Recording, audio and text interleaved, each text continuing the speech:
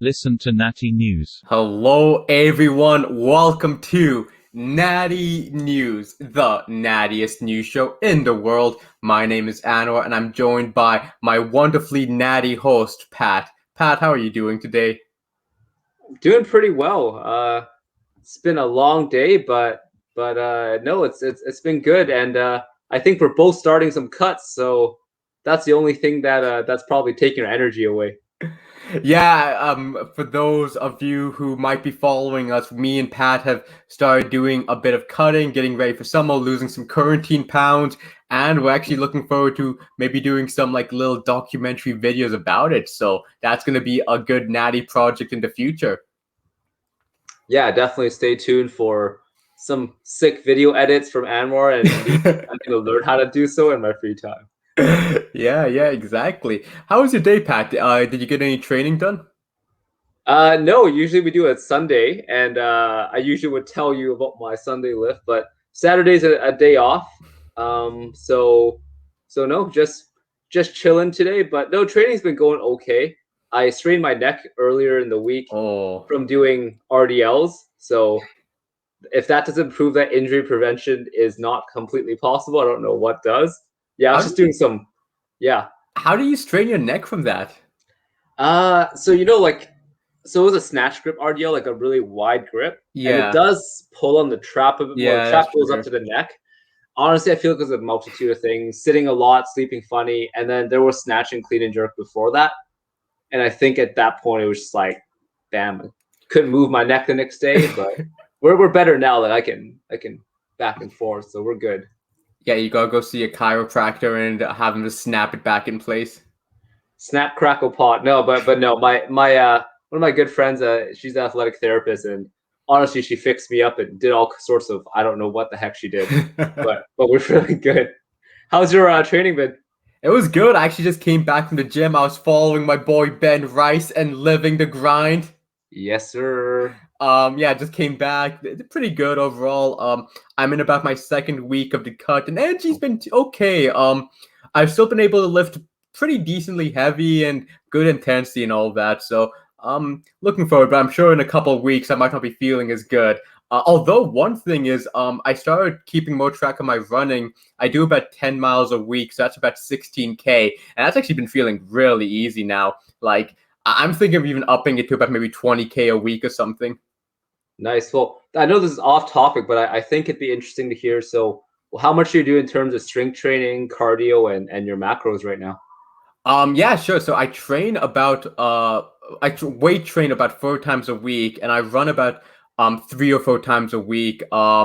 Macros wise, the only macro I keep track of really is protein. So my goal is every day I hit about 2,000 calories, and I have to hit 150 grams of protein, fat and carbs. It normally ends up being like a 30-30-30 split, which carbs being 30%, fat being 30. But honestly, if I want to eat more fats one day, I'll just eat it. Like I think you and I talked about, we're very flexible in dieting. Like Yeah. only thing I care about is my protein and my calories. And I eat pretty clean overall, a lot of good veggies and stuff. So I don't really stress too much about any of that other details. Sounds pretty good. Yeah, but anyways, to kind of talk about getting lead, me and Pat, we're talking about something which, for once, we don't have much experience in. We're talking about the bro split and the isolations and kind of going against a lot of what we've talked about. We talk a lot of shit about bro splits and just doing a bunch of curls all day and all that, and I feel like it's time for us to justify our opinion. And now to give a little bit of a background for those who aren't familiar with the bro lingo, a bro split is normally it's kind of like a 6 times a week workout where you just break down the workout to a specific muscle group. Like, you know what, today is just going to be biceps. I'm going to do 20, 30 different sets of biceps. And then tomorrow's going to be triceps. And I'll just do a 20, 30 sets of triceps. So like I'm going to do 100 different variations of chest flies and just all that stuff. And so a bro split is normally just breaking down each muscle group and it's going to absolute failure and just doing a ton of isolation movements. What do you think, Pat? Do you think that's a good explanation of it? Yeah, I 100% agree. And then, just to be really clear, what we mean by isolation movement, it's movements we would call single joint. or kind of single muscle. Nothing truly only works one muscle, but for example, like a bicep curl where you're moving just at the elbow joint, or even like if you're doing some people do neck curls, the real exercise, and you're just moving through the neck joint, that's an isolation movement. Whereas something like a deadlift or a squat, you're moving through hips, knees, ankles, and whatnot. Those are not isolation.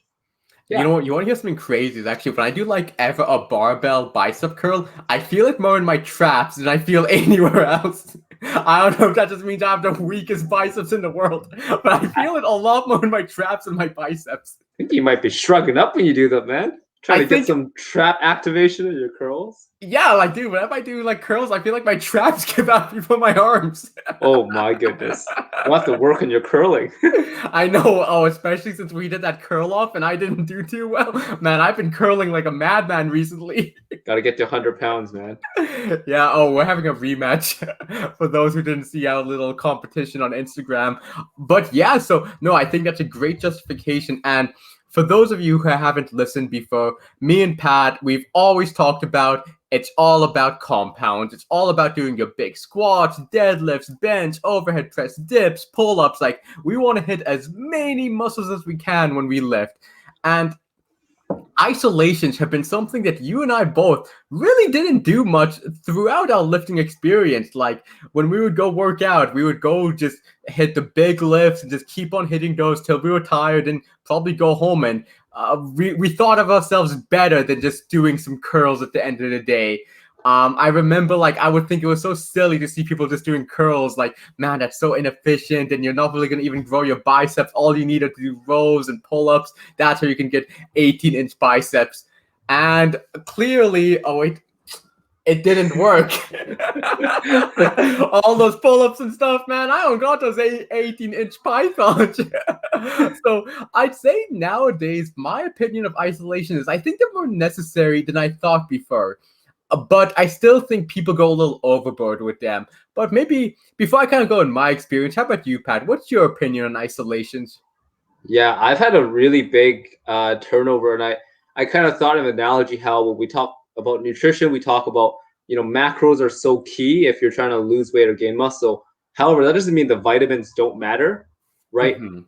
I would say get the macros first and like worry about the specific micronutrients seconds, but they do matter. Like, I cramp up a lot, as you know, and like for me, like something like magnesium, it's such a little thing I take every day, but it makes a huge difference. And same with my lifts, I've torn my bicep 3 times, and I probably should have started doing curls earlier to build up the strength in it. Something that really helped my knee pain is doing isolated hamstring work. I do so many hamstring curls nowadays. That is my thing. I'm going to be the hamstring curl guy. I do calf raises nowadays. I do a lot of like single arm lat pull downs and that sort of stuff. And I actually think they're very important parts of training, especially when you're more advanced, because you'll have imbalances, deficits, and like while pull-ups are great for hitting all those muscles, that means it's not specific, right? We know with different activation patterns, for example, if you shrug a lot in a pull-up, you're not going to get a lot of lat activation. So having isolated movements to work on weakness, it also helps with the body awareness too. So I find them really important parts of the program. And not if I had to pick, I'd still stick with the compounds, but I do for my clients always put in some isolations nowadays. Okay, that's interesting. What's kind of like the most common isolation you would recommend? Yeah. Oh man, we're supposed to save this for the end, but I would say for the average person, like your straight arm lat pull down, like the one where you go like this, you bend over a bit and you just pull down, because there's nothing else you can use here but your lat. So it's great for that one. I personally tend to give people tricep extensions quite a bit.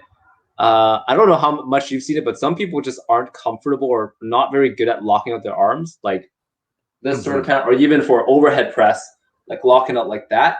So that's pretty key. For lower body, I think hamstring curls are huge, because RDLs, you only hip hinge, but like I was never good at bending my knee. Like I would cramp my knee if I bent it. And I found out one day when I was doing hamstring curl machine, I could only do 15 pounds for 8 reps. I was like, this is stupid. I can deadlift 475. This is ridiculous. And when I improved it, I found it was really helpful to reducing my knee pain, and actually felt more like connected during lifts. So yeah, hamstrings, calves, shoulders, lats are like really big for me. See, what I find really interesting is that all your isolations, you do them to help with the performance and like improve like your strength and mobility and all that stuff. Well, when Yeah. I think of isolations, I always think of them as like fine tuning and gaining a little more muscle. So like I use the example of like my biceps and like my arms aren't that big. So I do a lot more isolation work for my arms just because they're kind of neglected. But I don't really do many isolations to help out with those weaker points of my lifts and stuff, which is another aspect that we don't really talk about much. Yeah, it's good to see both perspectives. I don't think either. I think both are important, right? Like the aesthetics, and also I do think that's where my mind has changed. Like you can definitely use those accessories. I think they do matter. I think they can really help you through a plateau, especially if you've tried everything else. All right. So I think we gave a good viewpoint that both you and I, we've changed our opinion. We don't hate isolations. We understand the need for them. But let's go back to ripping them apart. So going to like the bro splits and stuff. So when you have a client, and I think we all see this a lot, when someone comes to the gym brand new, what's the very first thing they do? Like if you just take someone random in the gym, what's the first thing they do? Chest press, bicep curls. That might just be it. I think I see so many people just come in the gym first day and they just do bicep curls because Yeah. and it's funny too because you ask them like, oh, do you want bigger arms? And they're like, oh no, this is how you work out. Yeah, that's the best one. It's like it's not even just to work arms. It's just like this is just what we do in the gym. Yeah, and again, I mean, I love those people. Like they're going in, making an honest effort. It's fantastic, but it is a little silly. And I feel though the bro split and this idea of working these isolations and stuff, they come from old school bodybuilding. Like we talked before about Mr. Olympia, and you watch Mr. Olympia, you watch Arnold, you watch Phil Heath, Jay Cutler, all these legendary bodybuilders. They all do bro splits, and they're much bigger than me and you, Pat. But so why is it that they're so big and so strong and all that, and all they do are bro splits? While you and me, we say compounds, but like compared to them, do we even lift? Do we even look like we lift? Yeah. Well, I mean, I'd love to hear your opinion after, but I think there's two big reasons. And the first is that maybe isolation movements are necessary to maximize muscle gain. And I don't think that makes us wrong either, because when we talk about prioritized compounds, you get the best of kind of in the middle. You get some strength, you get functionality, you get muscle.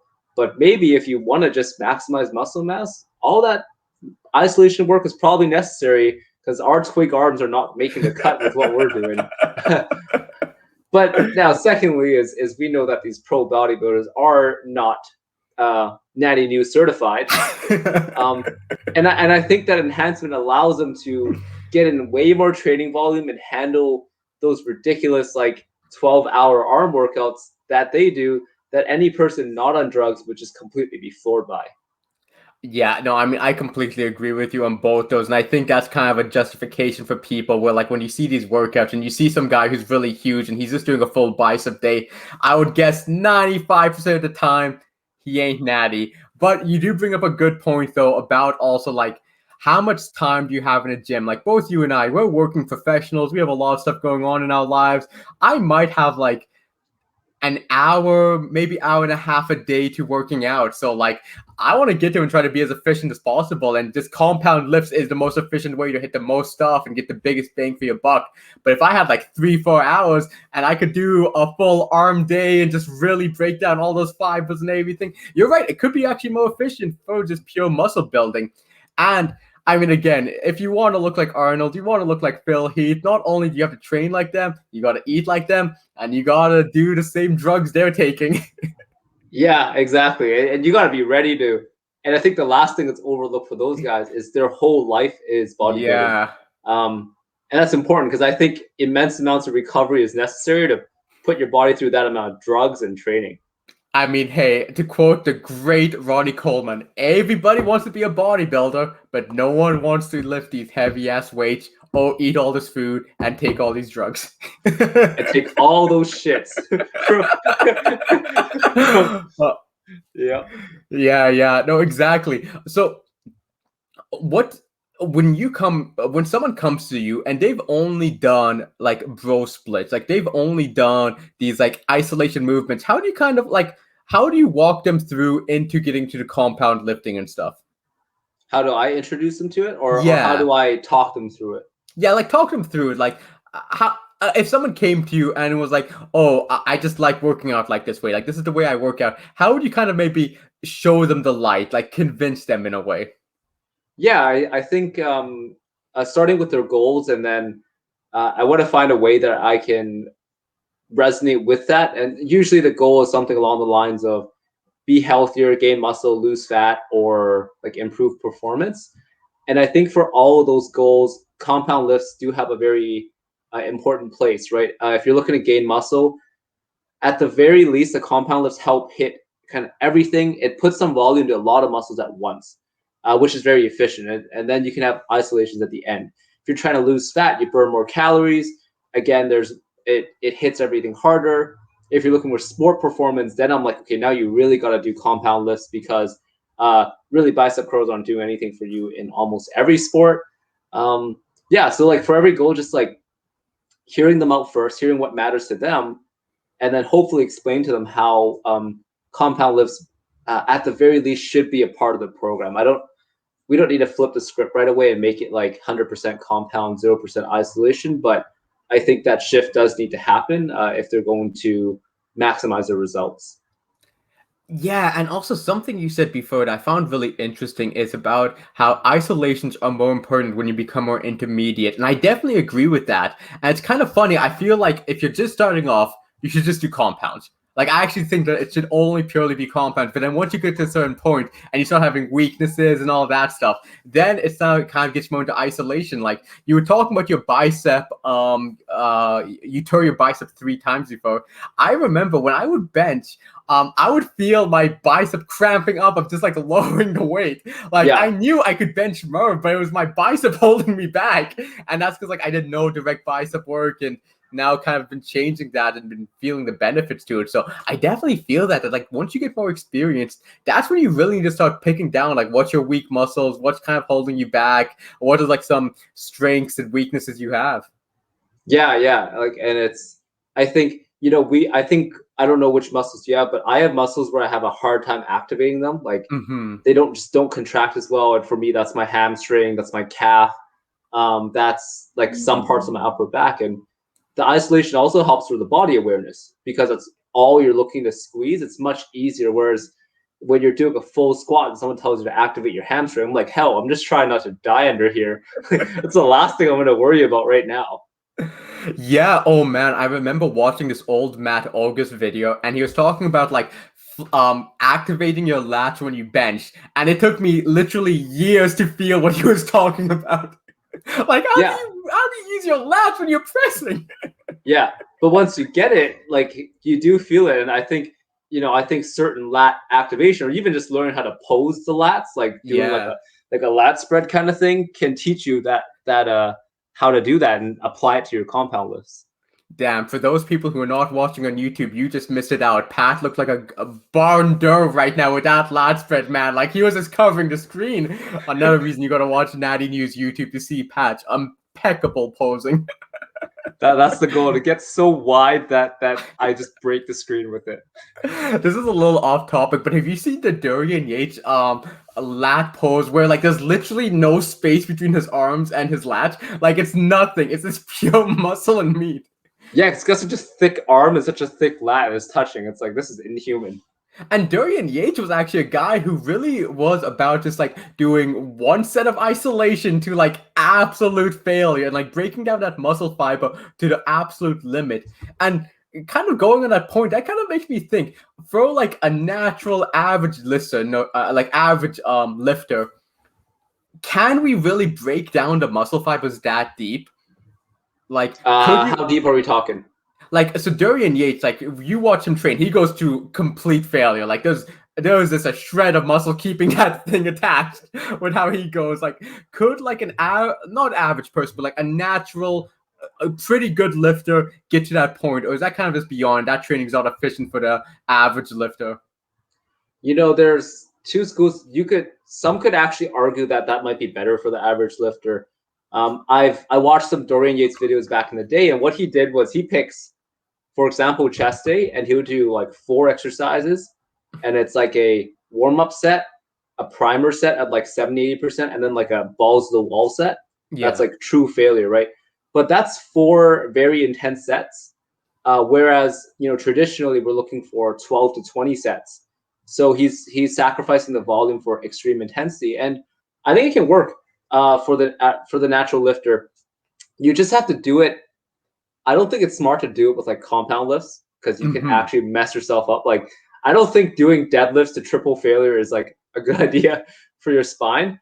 But if like you could go on like a hamstring curl and go to failure and then drop set, go to failure again, and then drop set again until you can not curl your legs. I think that's pretty viable actually, especially sometimes I only have an hour with my clients and we want to get a little burnout on certain weak muscles, and I'll make them just do one super hard drop set to failure, and hoping that could get like the stimulus of multiple sets. I also believe Dorian Yates used to only do machines or like do exercises where you can't really, they're not any big weight or anything. Like he would actually use like very light and simple weights, but just like break down that muscle, like zero ego whatsoever. And that actually brings up a good point about like, to do a burnout doing a compound lift is almost always a recipe for a bad idea, unless you're very confident in that lift and you really do can keep that firm tight even in extreme exhaustion. So kind of like isolations allow you to go a little further through those burnouts, especially when you really want to break down some of your weaker points. Yeah, so what we're saying is that yes, everybody should do curls now. Well, I'll be honest though. I really wish I did do more curls and stuff. Like I wish I did more like arm days and stuff. Because like even you and I, we trained a couple weeks ago, and I was going for like an AMRAP on bench. And you remember that last rep? Like I can shoot it off my chest, like from the bottom to like 90 degrees arm. I'm good, but it's that lockout that I struggle with because like my triceps are just very underdeveloped. Yeah, and there's a rationale to do accessory work with the tricep. And doing a bunch of tricep extensions is so much less tiring too. So even at Yeah. the end of the workout, if you're bagged, you could still get some intense sets in. Yeah, definitely, definitely. And I mean, you already mentioned tricep push downs are one of your favorite isolation movements. They feel great too. So if you haven't tried them, you gotta give them a go. Now, let's go maybe flip the script a bit. What about some isolations you don't like? Like I have one. I think I've mentioned it before, which I just think is so silly. But what about you, Pat? What's like some isolations you don't like? I'm not gonna take it. I know which one you're You talking know about. which one I'm talking about. Some bad isolation ones. Oh man. I don't think anything's like bad, but I think anything that takes like way too much equipment. So sometimes people will do like a what is it? Like they'll need like 2 full cable machines, and then they'll do the this one, Yeah. like the double bicep curl. I think that's kind of stupid. Just it just takes so much equipment. I'm like, you could do that with 1 cable, you could do that with 2 dumbbells. There's like 5 different ways that you could have done it without taking up all the space. I'm But like, I actually yeah, feel like this movement is less efficient for working your biceps because you have the shoulders to stabilize everything yeah, than just doing a regular dumbbell curl. Like, I actually feel like this is worse than just doing a regular dumbbell curl. I don't get the. I feel like it's just like an exercise to flex. You're Yeah. literally just out here flexing. But I mean, like, I don't know, like most isolation movements have a time and place. I think like a overly heavy leg press is something we talk about. Like, I think that's kind of stupid. It's just like loading on 20 plates just to press it while you're laying down. It's not that impressive, and it's kind of a waste of time because you're gonna waste 10 minutes loading and unloading it. And you know something else about the leg press, and actually this is kind of my opinion about a lot of leg isolation movements, is that I feel like they do more damage to my knees and stuff than regular squats. Like if I have on the rare day I do like a heavy leg press, like my knees just feel like kind of a little beaten up too, because like you sometimes like lock out a little too aggressively and stuff like that, and it just doesn't feel right. Like it just doesn't feel good. And like same thing with like those like what's this when you sit down and you kind of like bring your legs up and it works your quads. The leg extensions? Yeah, the leg extensions, like those always like just make me feel like it feels like I'm just kind of like tearing up my knee cartilage.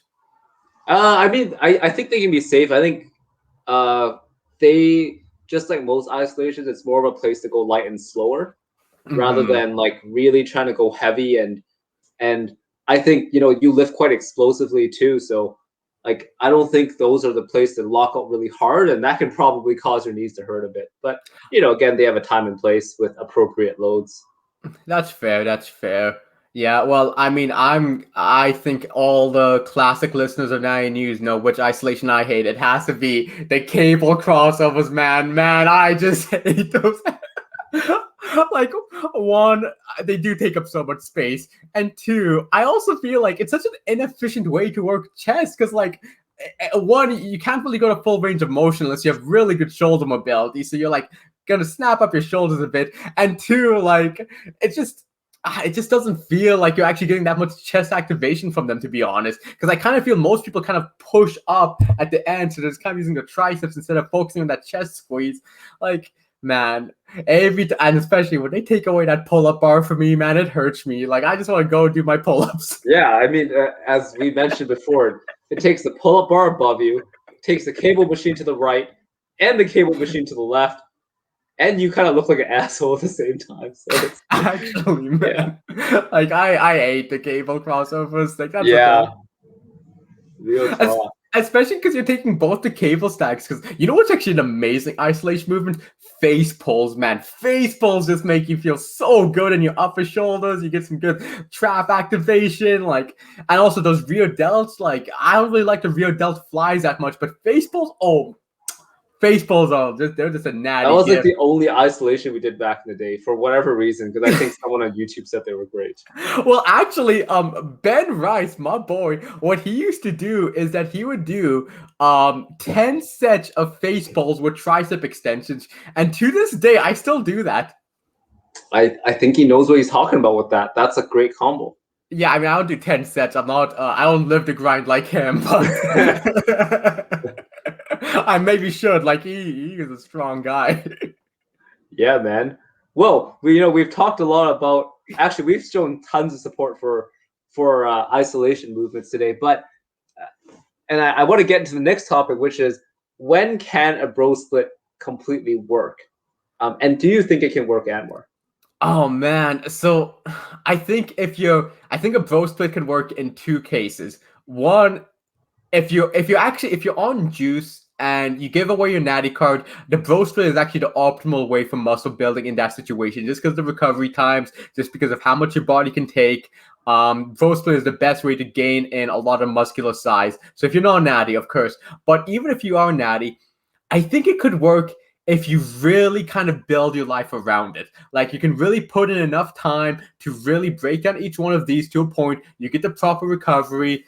You're eating the proper diet. I think it could work, but it just takes a lot of more effort than just doing like compounds and eating normally and all that. That's kind of like what my opinions on it. But what do you think, Pat? Yeah, well, it's been a while since we brought in some natty science, so we gotta bring it back today, right? So a lot of the science on muscle building seems to suggest that you got to get about 12 to 20 meaningful sets per muscle group in per week to optimize muscle gain, and those sets need to be taken to close enough to failure for them to actually count. Like, so if you're just sandbagging, you're just doing that, like nothing's gonna ever happen, unfortunately. And so that being said, in theory, a bro split can work. Like if we really want to make it work, it can work, right? Go to the gym and hit like 4 different chest exercises or 4 sets each. Make sure you rest long enough that you can give meaningful effort. Yeah, it's great. But for the average guy, like I bench like 200 pounds, 15 sets later, I'd be down to a point where I think push-ups would be very hard. I'd have a very hard time doing it, and that'd be sore for 5 days later. Like it would really suck. So I think for the average natural lifter, it might be easier to do, even if you split that into 2 upper body days where you do 7 to 8 sets of chest on one day, 7 to 8 on the other day. That's already a lot more manageable. Or if you split it into 3 days, that's even more manageable. You'll probably have less like huge soreness, which allows you to live your life, right? Like if you live a life running around and your legs are like you can't get up the stairs every day, that's like it's not really a badge of honor to be like walking around like halfway disabled and running around. So yeah, like I really do think that bro split's not ideal, but it can work if that's what you're really into. Yeah, well, actually, Pat, you forgot the aspect that if you're wearing one of those stringers, which like barely covers your nipples, you actually get a +5 to your recovery and muscle gain. So you have to remember that you have to also dress for the bro split to be able to get maximized gains. Yeah, you gotta have your intra workout shake also, and maybe your Gymshark pants. Yeah, and you can only drink through one of those like gallon of milk of water. Yeah, like that's the only thing you all can drink that from the gym. Yep, it's from that trend dehydration. Yeah, exactly. And oh man, if you do a second of cardio, say goodbye to your gains. Actually, that's a good different topic for another day about cardio and gains. You would know all about that. You know, I actually would be curious to see how much cardio does affect muscular and strength gains because I do like doing cardio and I don't think it affects me much, but it would be kind of interesting to do some research. There's a good YouTuber Sam Spinelli. He actually lives up in Kelowna, Oh, and cool. and he's a physical therapist and strength coach. And I think right now he's kind of doing his own self testing. He guy's like 220 pounds lean, Oh, wow. and I think he's doing like a whole bunch of swimming in addition to a strength program. So he still like squats 400 something and deadlifts over 500 while Yeah. swimming and running long distance every week. So I'll show you that after, but it'd be kind of good to see what happens because you look like you're still able to get stronger despite all the running that you're doing. Yeah, no, I definitely think that cardio is just important to do in general. Like, I think everyone should do some cardio regardless. But that'd be interesting. And not to go too off topic, but I know I love strongman, and there was this one strongman competitor who actually dropped a ton of weight, like 300 pounds, and became an ultra marathon runner. And like, he's at like the elite level of that too. So he was an elite level strongman as well as an elite level marathon. I need to find him. He is just an absolute beast of a human to kind of go through both extremes of physicality. Yo, that's the complete opposite end. Yeah, like just like he was all fast twitch, just throwing up hundreds of pounds to now being this like endurance machine. So I need to find that because that'd be really cool to talk about. Man, no excuses. That means everybody can. I mean, if should we choose to, everybody can get better endurance and cardio. Yeah, I think it also just shows that like you can really transform your body into a bunch of different ways. Like you can be like a strength machine if you want to be. You can be a cardio machine. Like the human body is amazing in that. Yeah, like you don't need to be the best, but you can change. Like I think everybody could we've talked about it. Everybody could probably deadlift at least 150 pounds or 300 pounds if they're like a bigger person. So yeah, definitely. Yeah. Well, you might not deadlift 300 pounds if all you do is bicep curls. That's true. You got to actually deadlift. Before I forget, you know what's also a really good isolation movement and something I love doing are reverse hypers. And I feel like not enough guys do them. Like, if for some reason, for guys, when it comes to lower body, it's always just squat and deadlifts. But like, really, reverse hypers are so amazing. Like, every time I train legs, I throw on, do like 3-foot sets of 20 reps, and you just feel so good. Like, especially your spine just feels so open, and like, I feel like the discs like expanded, and like, there's not as much compression on them. I don't think there's any science to that, but that's just how I feel. I was just gonna tell you that, but I don't deny that it feels great. Yeah, no, that's some reverse hypers, man. That's some good stuff to get into. Yeah. Well, while we're on the list of it, what are your let's put a number. What would be your 5 favorite isolation movements? And I guess you can work your way down from like upper to lower body. Yeah, okay. 5. Okay, so gotta go with face pulls. Face pulls are just fantastic. And so now we'll kind of go. You gotta explain why too. That's important. So face We are pulls. news. So face balls, I think face balls are personally my favorite way to hit the rear delt, which are smaller muscle groups that you don't really get as much from some of the compound lifts unless you're really, I think unless you can really focus on them on your pull-ups and overhead press, you don't really hit them too much. So it's a smaller muscle group that doesn't get much attention, but it's really important. So baseballs are fantastic. Then you know what I gotta go with is actually skull crushers. I really like skull crushers. They're my favorite tricep like isolation. I really feel like I get a good I can really get that mind muscle connection with them. And they just kind of feel good and they're simple to do. You just lie down and You just crush away. you crush away. And let's see. When we go to the midsection, I love my leg raises. I really enjoy them. You look cool. Also, just kind of being able to go upside down. Really feel that ab contraction. And it's another one of those things where after I do some heavy deadlifts or squats, I just feel like it's good to hang there and move my lower body. It just feels like my spine gets a little more mobility from like putting so much weight on it for like an hour. So love that. So what is that? That's 3 exercises so Three, far. I think. Yeah. Okay. What's that machine where you like open and close your legs? Like Adductor, abductor. yeah, the Open and adductor. close, yeah. Yeah, abductor. That's fantastic. Like those ones. My current gym doesn't have one, which I'm really sad about. But those really actually like, especially for squats, because you know with squats you have to push out your legs. When if I don't do those for a while, I lose that cue. Like I can't do it, and then my squat just doesn't feel right and all that stuff. So abductor. That's fantastic too. I think finally gotta go with the reverse hypos. Classic exercise. I've been doing them for since I started lifting. Like they've just been such a big staple. I think they're a reason why I've never gotten a lower back injury. Like I've never once felt like a significant lower back pain. And I think it's because I just did so many of those. Yeah, that's overlooked. Like just like people talk about like low back pain prevention. The best way is just to get a really strong lower back with a safe exercise like a reverse hyper. Yeah, so that would be my top 5. How about you, Pat? I know you mentioned some before, but let's throw in come up with a compound list of them. Nice. Okay, my isolations are really isolations. Some of yours were hard, like hanging leg raises. Man, wish I could do those well. Okay, let's see. I would say so. My first one is this is kind of a new one I've been doing. It's a leaning lateral raise. This is like totally bodybuilding based. So okay, I don't see how well. So if I'm grabbing onto like a pole, I'm gonna lean my body like I'm gonna be like that. Okay, so I'm gonna be at that angle, and then with my other arm, I'm just doing like side raises like this. That's like I used to always feel my traps when I did lateral raises, but I finally actually feel my deltoids doing them. And I don't get that pinching sensation. It's like, yeah, weirdly amazing. And I have the shittiest deltoid strength.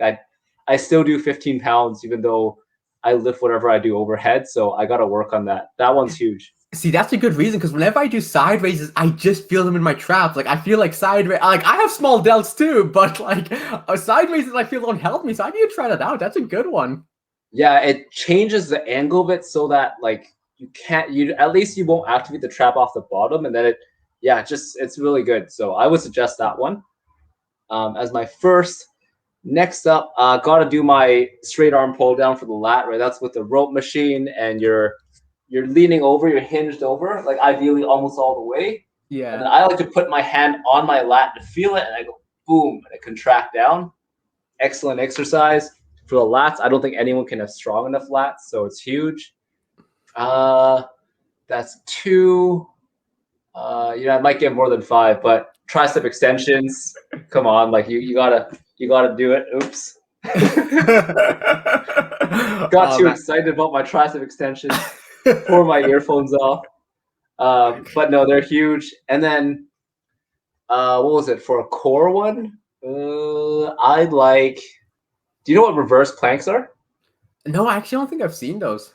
Oh, it's just like it's very simple. So imagine you're laying on 2 benches. Your heels are touching one of them, and your shoulder blades are in another one. So the rest of your body is just chilling there.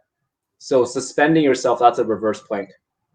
And because of that, you're working your lower back and your glutes. So kind of the same idea as your reverse hyper, but like like it kind of just looks like you're laying there, so it's kind of funny, but it's actually like a hard exercise. Okay, lower body, hamstring curls. My favorite types are probably seated hamstring curl machine, which my gym doesn't have one, but like excellent exercise. And then the other options, like the one on the floor where you slide your legs out on like a towel or whatnot. And then, you know what? Calf raises, single leg, just like simple calf raises, elevated, so you can go take your heel below the bottom. I found it actually feels really good on the calf. You get that stretch, and I don't know, it's been helping me loosen up my ankles so I can squat and jump better. So yeah. Maybe I should do some more of those because my calves get super tight from running all the time. So maybe I should start doing little calf raises to help loosen it up because I can imagine that. Yeah, with the elevation, especially because the weight helps you stretch too. It's like really, really good. No, I can actually imagine that. So that might be something I should do more of. I also wanted to give a bit of a natty story of. I remember the very first time I saw anyone do a plank was actually you, Pat, and this was back in like grade 9 gym class. We were in the same gym class, or like it might have been grade 8, and the gym teacher was like, "Okay, do anyone know what a plank is?" And you were the only one who raised your hand. Actually? And then yeah, actually. And then you demonstrated. I was like, man, Pat, he's so fit. He's so buff. I've never heard the story before. This is crazy. Like I remember that's the first time because like when you're in grade 8, grade 9, you don't know what any exercises is, and I'm like, a plank, like you mean a piece of wood? What is that? And then like you guys like, oh, that's why Pat has abs when he's 13 years old. Damn, see the fitness career chose me. Actually, man. You were born in the fitness life. I merely adopted it. Actually, man, I love these. I hope there's more stories like this that I don't know. Yeah, I think I think for both you and I, they just keep coming up. But anyways, anything else for isolations before we jump on to our next segment? Well, I guess just to summarize my thoughts on it today in regards to isolation movements, I think a lot of us can benefit from them. I think, especially for weak body parts, and like every client or person I've talked to, like everyone has some body part they feel is tight or like they can't feel. You've got like calves for you and hamstrings and shoulders. Like for me, it's like my neck and my bicep and whatnot. So isolations are such a great way to address those. Yeah, but I don't think it's a great use of time to only do isolations. I think compounds have their place. They kind of like fill out most of your bucket, and then you get to like fill it off with some of the isolations. But yeah, what are your closing thoughts here? You know what? I'm just going to reiterate. You gave us such a great example at the beginning of talking about nutrition, about if you want to lose weight or gain muscle, you got to look at the curve macros. You got to make sure you get your protein, your carbs, all that. That's your compounds. That's your big bulk of stuff. But then when you really want to optimize stuff and you really want to get those details right and live your best life, you got to look at the micronutrients and you got to do the isolations. I think that was a great example. I think it's definitely a good way to summarize it, where compounds are incredibly necessary. They're super efficient. They let you just become the best of yourself you can be. But also those isolations, work out those little kinks and make sure everything works as well as it could be. So completely agree, and really, really good to have this conversation. I'm happy we kind of evolved our thinking too from just being compound elitist. Yeah, exactly. That I think we're learning as we go, and then we just like to share the thoughts so that everyone else can get them too fresh. Yeah, no, I can't wait for when Natty News in like a year or two, and I can finally have those 18-inch arms. One of those days. We still call it Natty News if you show up with 18-inch arms.